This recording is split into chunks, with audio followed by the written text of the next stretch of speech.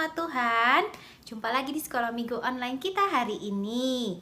Nah, sebelumnya sudah siap belum? Sudah pada cantik-cantik? Sudah pada ganteng-ganteng? Kita mau siap memuji Tuhan ya. Sebelum itu kita berdoa dulu ya. Ada adik Yohana yang mau berdoa bersama dengan kalian. Ambil sikap doa yang manis ya. Yuk, silakan adik Yohana berdoa. Teman-teman, mari kita berdoa. Selamat pagi Tuhan Yesus.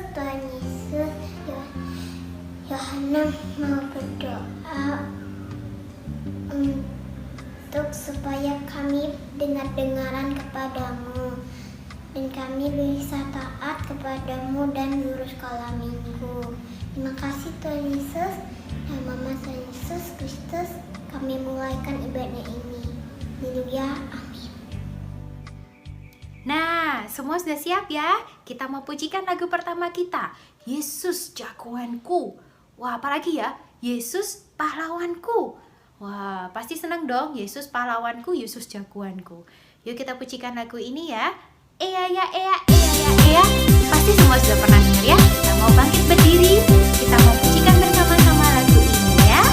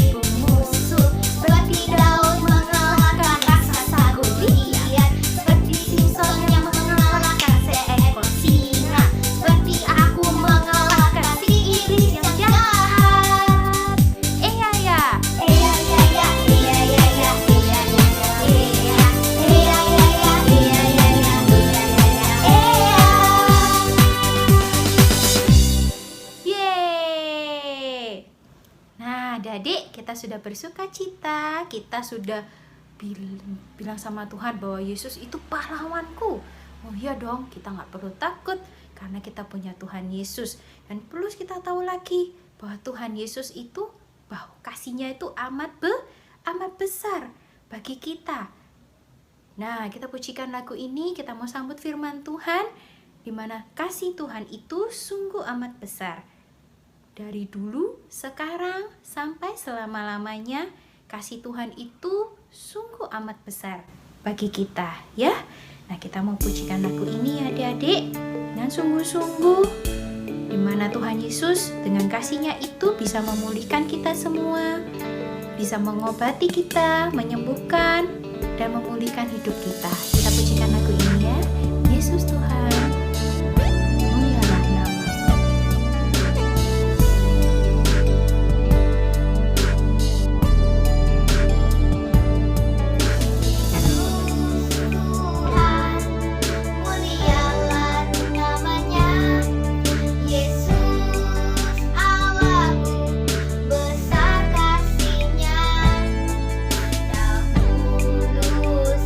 Sekarang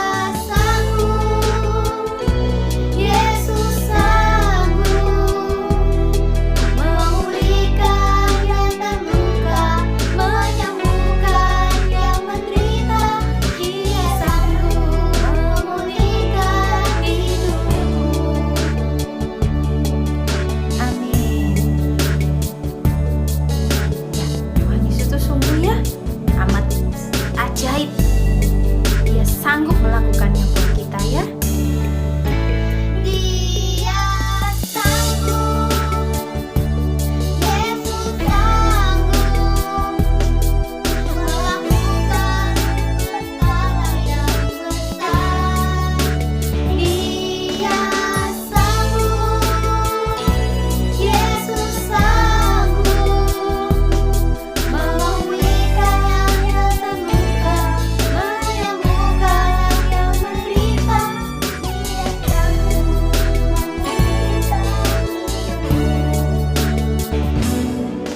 Dia sanggup memulihkan hidupku.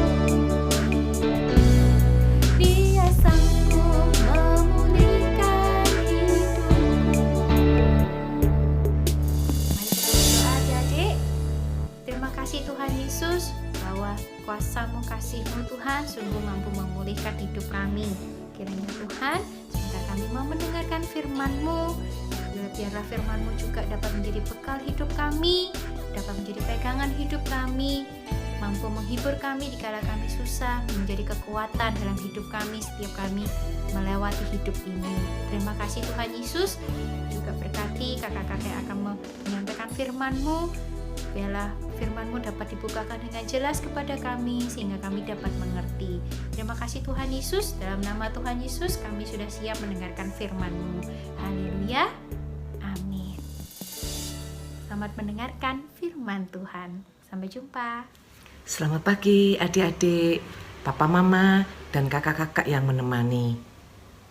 Puji Tuhan, pagi hari ini kita masih oleh kemurahan Tuhan masih dapat beribadah meskipun secara online. Adik-adik, kalian sudah siap ya mendengarkan firman Tuhan? Jangan lupa Alkitabnya juga disiapkan serta alat-alat tulisnya. Adik-adik, minggu yang lalu kalian sudah belajar tentang S-O-R-G-A. Apakah itu? Ya, surga. Adik-adik, kalian sudah belajar bahwa surga benar-benar ada, adik-adik. Dan kalian minggu lalu juga sudah belajar tentang seseorang yang diangkat ke surga tanpa melalui kematian, yaitu Henokh. Pagi hari ini kita juga akan belajar sama-sama bahwa ada lagi adik-adik yang diangkat ke surga. Siapakah itu? Mari kita baca sama-sama. Ada dua adik-adik. Hari ini kita akan belajar dua pribadi. Satu adalah Elia. Kisah Elia diangkat ke surga dapat kita baca di dalam 2 Raja-Raja pasal 2 ayat 1 sampai 11. Kita baca sama-sama 2 Raja-Raja pasal 2 ayatnya 10 dan 11 saja. Nanti kalian baca secara lengkap di rumah ya, baca sendiri. 2 Raja-Raja 2 ayat 10. Demikian bunyinya. Berkatalah Elia, yang kau minta itu adalah sukar. Tetapi jika engkau dapat melihat aku terangkat daripadamu, akan terjadilah kepadamu seperti yang demikian. Dan jika tidak, tidak akan terjadi. Sedang mereka berjalan terus sambil berkata-kata, tiba-tiba datanglah kereta berapi dengan kuda berapi, memisahkan keduanya. Lalu naiklah Elia ke surga dalam angin badai. Nah, adik-adik, dalam kisah ini diceritakan Elia dan Elisa sedang berjalan dan bercakap-cakap. Tiba-tiba Elia diangkat ke surga dengan kereta berapi dan kuda berapi yang mengangkat Elia ke surga dalam angin badai, adik-adik, ketika Elia dan Elisa sedang bercakap-cakap. Nah, adik-adik, Elia juga terangkat ke surga karena Elia adalah hamba Tuhan. Dia mengasihi Tuhan dan melayani Tuhan dengan setia. Selain Elia, kita juga akan belajar.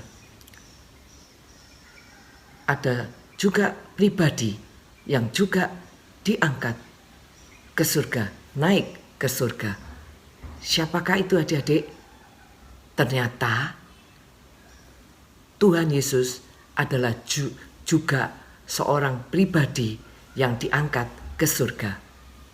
Adik-adik, kalau Elia diangkat hidup-hidup, Henokh juga hidup-hidup pada saat sedang bercakap Elia sama Elisa, saat hidup toh diangkat ke surga. Kalau Tuhan Yesus mengalami kematian, adik-adik, Tuhan Yesus mati di kayu salib menebus dosa kita. Kemudian Tuhan Yesus dikuburkan, dan pada hari ketiga Tuhan Yesus bangkit, adik-adik. Nah, bangkit hidup 40 hari lamanya. Setelah kebangkitan Tuhan Yesus baru diangkat ke surga, adik-adik.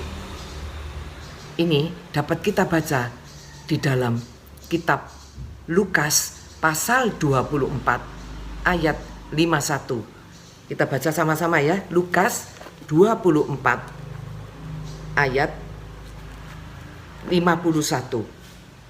Dan ketika ia sedang memberkati mereka, ia berpisah dari mereka dan terangkat ke surga. Nah, adik-adik, dari bacaan ini kita tahu bahwa sebelum Yesus terangkat ke surga, Yesus memberkati umatnya. Nah, adik-adik, Tuhan Yesus yang terangkat ke surga nanti akan datang kembali untuk yang kedua kalinya. Yesus naik ke surga. Untuk apa ya adik-adik? Ada satu kabar yang sangat menggembirakan bagi kita orang yang percaya, yaitu Yesus menyediakan tempat di surga bagi kita semua. Nah, siapa yang kepingin adik-adik tinggal di surga selamanya bersama Tuhan Yesus? Kita harus mempersiapkan diri, adik-adik. Tuhan Yesus nanti akan datang kembali. Tidak ada yang tahu kapan yang kedua kalinya. Yang pertama, Tuhan Yesus datang ke dunia ini sebagai seorang bayi. Dan kita sudah merayakannya setiap tahun pada tanggal 25 Desember. Nah, Tuhan Yesus datang kedua kalinya, datang sebagai hakim yang adil, adik-adik. Jadi Tuhan Yesus akan memberi upahnya kepada setiap orang menurut apa yang telah diperbuatnya. Baik yang diperbuatnya itu jahat maupun baik, adik-adik. Semua ada upahnya nanti. Nah, adik-adik, kita perlu mempersiapkan diri untuk menyambut kedatangan Tuhan Yesus yang kedua kali. Karena kita mau adik-adik semua, kakak dan adik-adik semua, dan semua orang-orang yang kita kasih boleh mempersiapkan diri menanti kedatangan Tuhan yang kedua kali. Apa yang perlu disiapkan, Kak? Adik-adik, diingat ya dan dicatat. 1, kita harus menerima kasih karunia, hidup di dalam kasih karunia.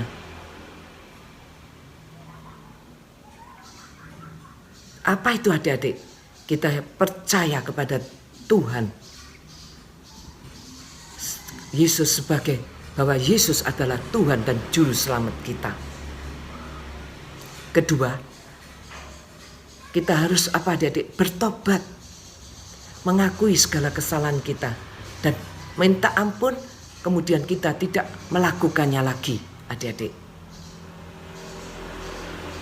Yang ketiga, adik-adik, kita juga harus selalu berusaha hidup berkenan kepada Tuhan.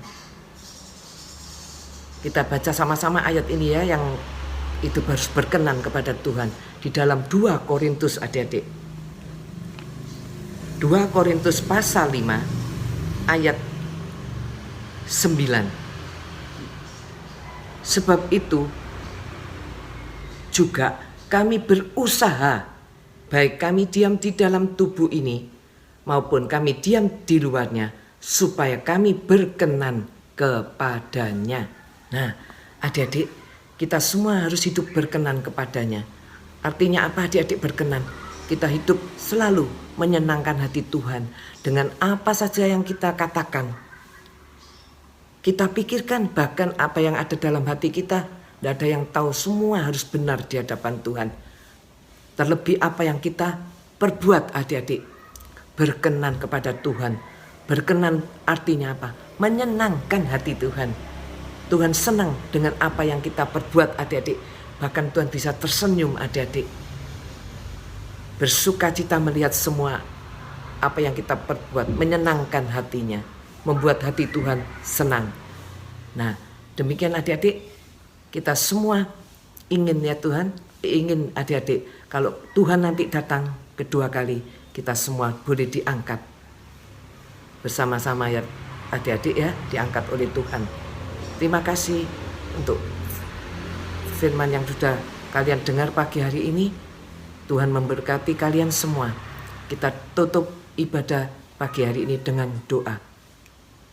Terima kasih Tuhan Yesus untuk firman Tuhan yang sudah mengingatkan kami bahwa Tuhan akan datang kembali untuk yang kedua kalinya, dan Engkau sudah menyediakan tempat buat kami di surga. Kami rindu Tuhan untuk bersama-sama tinggal di surga bersama Engkau Bapa untuk selama-lamanya. Tolong kami untuk kami boleh selalu menjadi anak yang siap menanti kedatangan-Mu Tuhan, menyambut kedatangan-Mu. Demikian juga untuk seluruh keluarga kami Tuhan, orang-orang yang kami kasih, orang-orang yang ada di sekitar kami, orang yang berada di dekat kami juga Tuhan. Terima kasih, di dalam nama Tuhan Yesus Kristus kami berdoa dan kami mengucap syukur. Haleluya, amin.